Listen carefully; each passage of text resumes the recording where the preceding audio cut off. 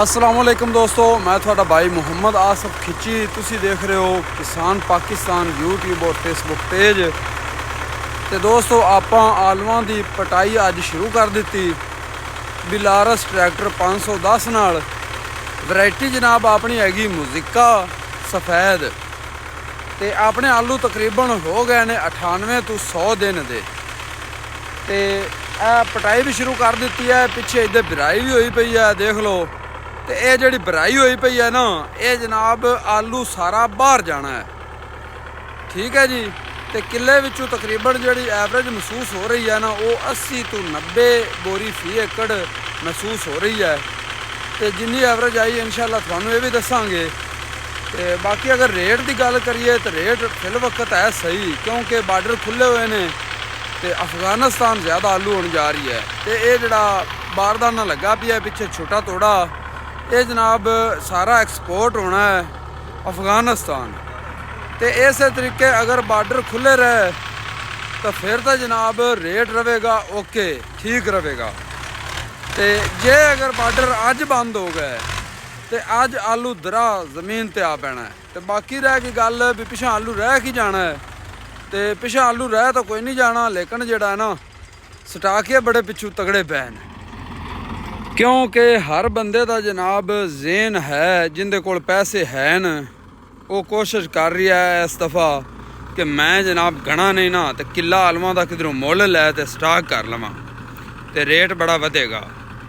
लेकिन जोड़ा है ना रेट वधन वाली जनाब गल इवें ही है, जे आलू एक्सपोर्ट होंदा रहा तो फिर रेट बनेगा। तो अगर एक्सपोर्ट होना बंद हो गया, बार्डर बंद हो गया, तो अज आलू बोए तो आ पैसी। तो स्टाक करना मेरे ख्याल के मुताबिक तो ऐतकी रिस्की है, क्योंकि हर बंदा सोच रही है कि आलू स्टाक कर लवां। तो चंगा रेट है अपना। जेडे आलू ने ये मुजिका अपना सौदा होया जनाब 4550 रुपया। 4550 रुपया बोरी का। बोरी होंदी है 122 किलो की। 120 किलो वजन होंदा है, 2 किलो वजन बोरी का होंदा है। 122 किलो की बोरी बनती है। तो बोरी 4550 रुपए की।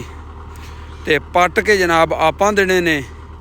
जिहड़ी पिछे तोड़ियां की मजदूरी है पल्लेदारां की, वो जनाब होनी है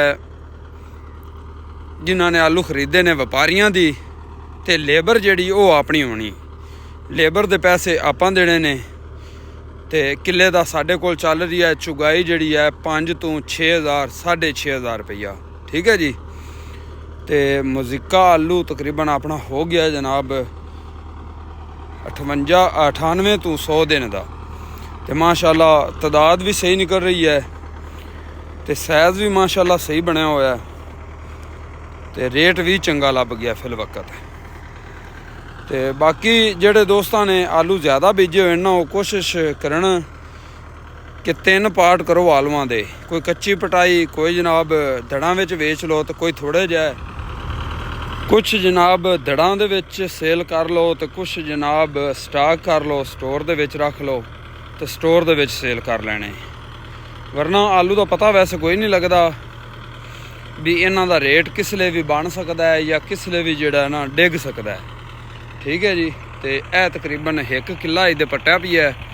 तो इहदे विच तकरीबन 350 ये गट्टा होया भी है, बोरी तोड़ा होया भी है।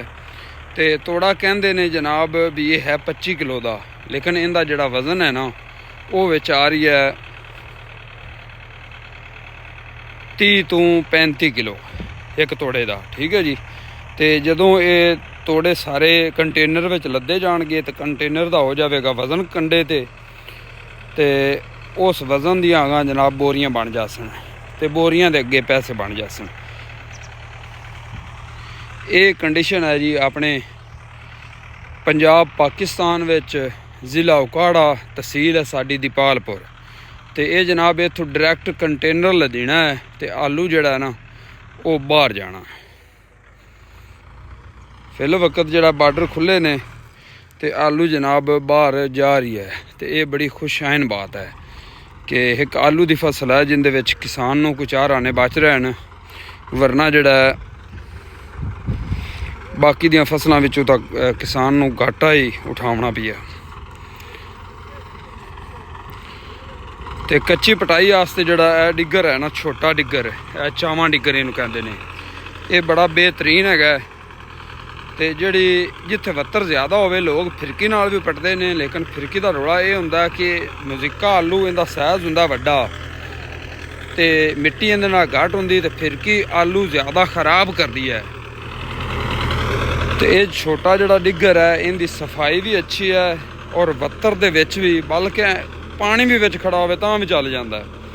ਤੇ ਆਪਣੇ ਕੋਲ ਹੈਗਾ ਕਿਉਂਕਿ ਡਿੱਗਰ ਵੱਡਾ ਟਾਇਰਾਂ ਵਾਲਾ, ਵੱਡੀਆਂ ਕਨਵੇਰਾਂ ਵਾਲਾ, ਪੱਕੀ ਪਟਾਈ ਵਾਸਤੇ ਉਸ ਤੋਂ ਚੰਗਾ ਡਿੱਗਰ ਕੋਈ ਨਹੀਂ।